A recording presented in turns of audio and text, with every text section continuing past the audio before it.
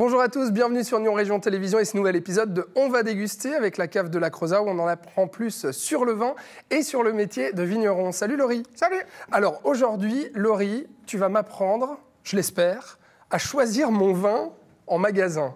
Comment qu'on fait? Déjà, on va pas au magasin, on vient directement à la cave de la Creusa. Ah, c'est plus simple. Comme ça, t'as pas de problème. T'es sûr de tomber sur quelque chose de nickel. D'accord. Sinon, si t'as pas le choix puis que t'es Oui. au magasin, déjà, essaie de choisir du vin suisse, ça serait top. D'accord. Vaudois, encore mieux. De Féchy, parfait. On a consommé local, c'est ça ton message. Exactement. Ok.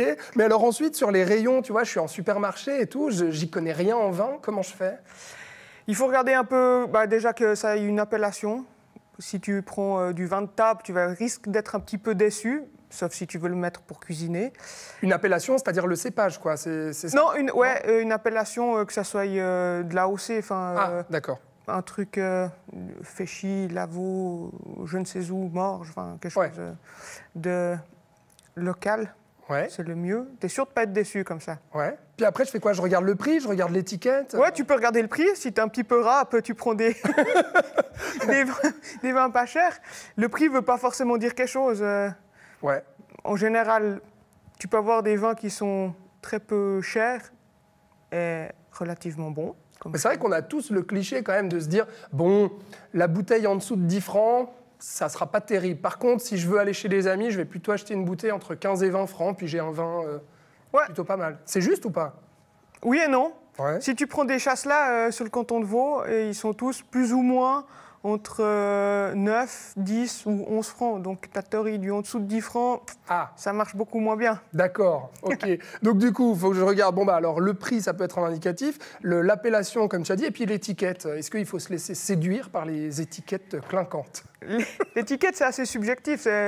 Tu peux avoir une étiquette super belle et le vin va être pas forcément bon. Ouais. Ou inversement, une étiquette un peu moche et le vin sera super bien. Ouais. Bon, tu m'aides pas beaucoup du coup, parce que c'est très aléatoire finalement. Oui, c'est aléatoire. Ouais. Est-ce qu'on doit lire aussi peut-être des choses sur l'étiquette qui vont m'en apprendre plus sur le vin et qui vont peut-être m'aider à choisir? Oui, tu peux déjà, le millésime, que ça soit du vin de l'année, ça c'est pas mal pour un blanc. L'appellation, ce que je te disais avant. Pour le rouge, on prend à partir de quelle année justement? Ça dépend un peu qu'est-ce que tu veux, déjà avec quoi tu veux le boire, ton rouge. Avec quel plat? Avec le plat que tu veux.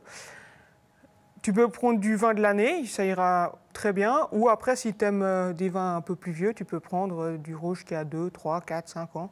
Ouais. En magasin, je ne suis pas sûr que tu trouves des rouges qui aient 5, 6, 7 ans. Je ne suis pas sûr que ça existe. Et on bannit la rangée tout en dessous. On bannit la rangée tout au-dessous. En général, c'est les vins de table. Ouais, les vins de cuisine. Oui, les vins de cuisine, ouais.